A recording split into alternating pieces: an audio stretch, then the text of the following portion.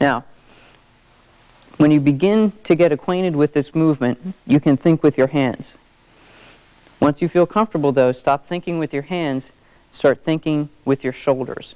Scott's going to do this again, and this time he's not going to worry about his hands. He's going to do this movement with his shoulders. Shoulder coming all the way over across the body, and then rolling back and over. Now, if you notice, this is the same, this movement is similar to when we had our arms out here.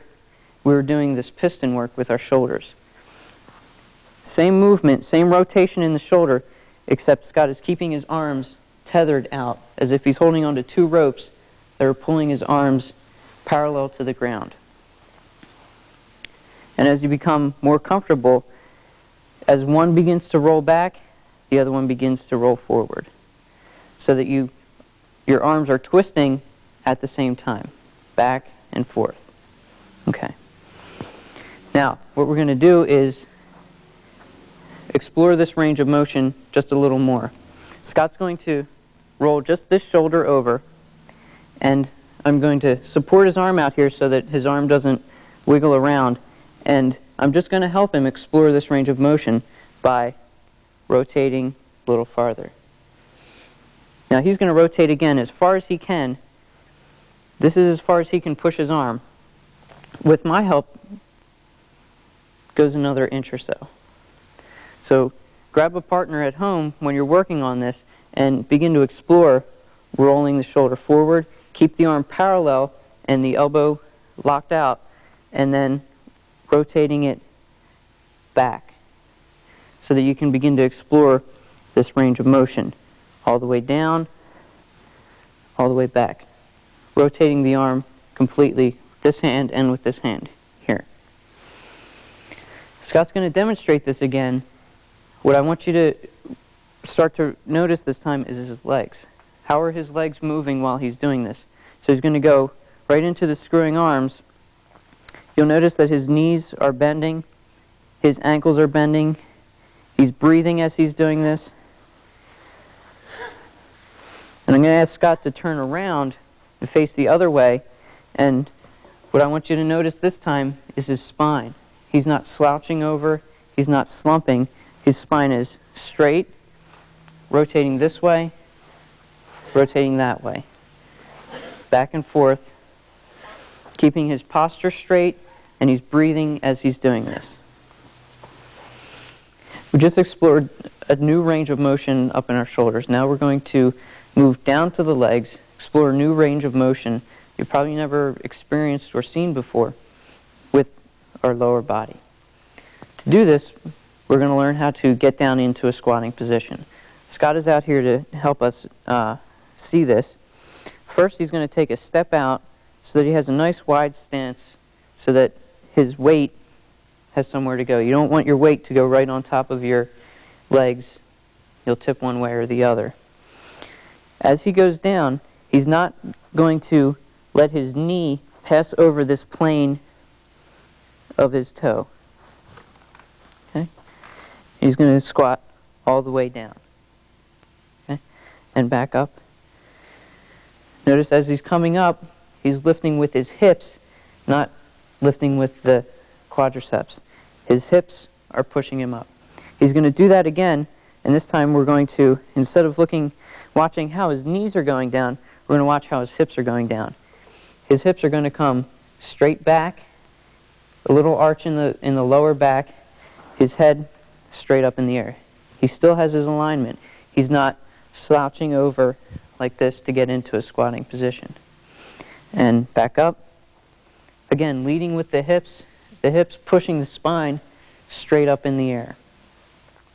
Okay, now we've gotten down into the squat. Now we're going to explore this range of motion. Scott is going to get into this squatting position again leading with the coccyx bone straight down, keeping his spine up. Now from here, I'm going to help him get into this position first. He's going to let his arms hang down at the side so we can see this. I'm going to take his knee and place it out in front of him, not beneath his weight. So I'm going to push his knee out here. Notice that the other knee moved back. Now, I'm going to lift this one up. The opposite knee comes down, and we have this. Now this motion is not engaging any of the large muscle groups in our legs. Small stabilizing muscles are what we're using here. So Scott can transfer his weight back and forth nice and slowly, and because he's not using large muscles, he's not going to feel that burning sensation that you would feel if you were trying to support your weight with your muscles. His weight is straight down, and it's resting on the structure of his bones, ligaments, and muscles, but he's not engaging muscular strength to do this. As you're working on this, work slowly, and most people have not been in this position before. Slowly get down into your squat first, then make sure that your knee is coming out.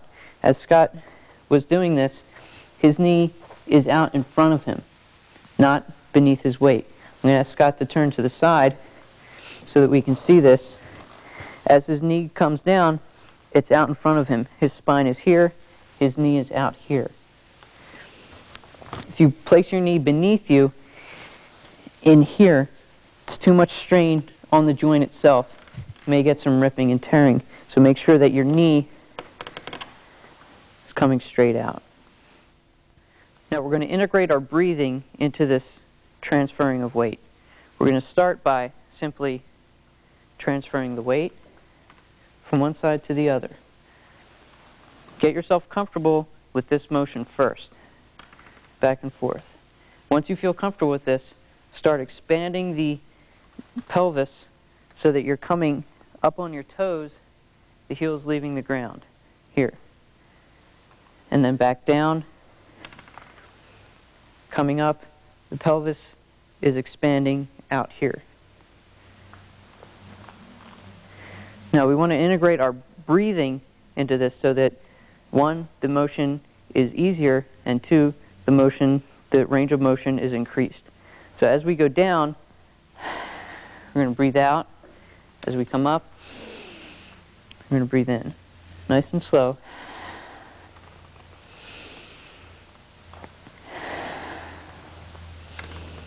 Again, we're not engaging any of the large muscles, so if you start to feel burning sensations in your quads, slow down, start to expand the range of motion. You don't want to feel your quads, your hams, your glutes engaging in this exercise. So we're going to go down so that the foot is flat, come up, and expand.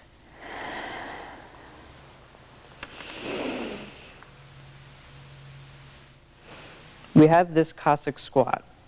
Scott's going to get into the Cossack squat, and we're going to transition that into a different contortion with our legs. It's going to go down nice and slow. One leg goes down. Now, that leg goes down. We're now going to take this leg and push it down into the other side. So that now we have a 90-degree angle with his shins. So we're going to call this the shin box. Get into this position. Try it first, getting into the Cossack squatting position here, then allowing this leg to simply fall down. Now we're going to expand the range of motion from this position. Scott is already in the shin box. He's going to lower his torso down, right in front, straight out. He's going to lead here and pull up here so that his chin is tucked in, his spine is perfectly aligned as he goes down. All the way down, and then all the way up. Keeping the chin tucked in so that the spine, you're lifting from the crown of your head, not your forehead. So you want to lift here. So that was straight out. Now we're going to go along the leg. Right along this vector of the leg, same thing. Lead with the solar plexus, pull up on the crown of the head so that your spine is lengthened here. And then back up. And our third direction, straight out to the side. He's going to twist his torso, again leading and pulling from the crown. And then back up. Just finished the 3 different vectors. Now we're going to learn how to switch sides, switch shin box sides while staying on the ground. Scott's going to take his arms and place them back behind him for support first. He's going to lift both knees straight up so that he's in a sitting position. Continue the legs straight over, so now that he has switched shin box sides. And he's going to switch back again. Now what you want to work up to is being able to do that switch without using your hands, so that the knees come up, keeping your spine straight up, breathing out, and switching back. Scott's going to do it again, breathing out, breathing in as you come back out. Now, the 3 vectors that we worked on can be done both sides of the body. What we're going to do now, though, is combine them into a circular motion. Scott's going to use his arms first for support. He's going to go down, swing through the 3, and back up. So he's going down, swinging through the 3, and back up. The whole time leading with his solar plexus, keeping his chin tucked in so that he's always pulling out straight up the spine. Now he's going to switch sides and do the same circle, going down first and out, all the way up, pulling straight up.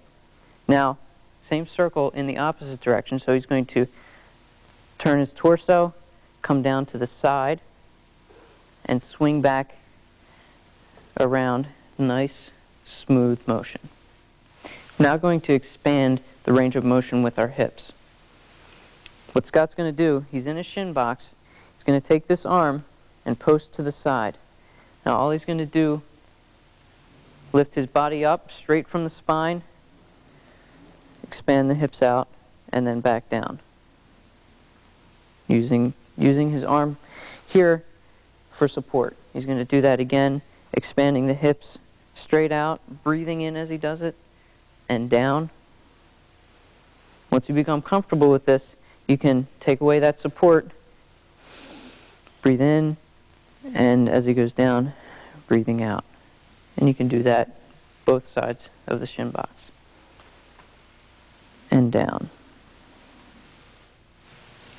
Staying in the shin box, we're now going to incorporate turning of the spine, rotating of the arm, screwing the arm, breathing out, collapsing the body. So Scott is going to, starting from an upright position, lifting from the crown, straight spine, he's going to come out to the side. This arm is going to rotate over. His hand is going to be on this knee. His shoulder, which is rotated all the way over, is now on the other knee. He's not leading with his chin. His chin is tucked in. The spine is stretched out completely here. And he's going to come up, switch to the other side, shin box. Do the same thing, coming down to the side. This hand is on the knee. This shoulder is on the knee. Spine is stretched out. And he's going to go back and forth, make this one smooth, continuous motion. So that as his legs are going down, his spine is twisting. His one hand is going to the knee. The other shoulder is going to the other knee. Back and forth, back and forth. Slow, controlled movements.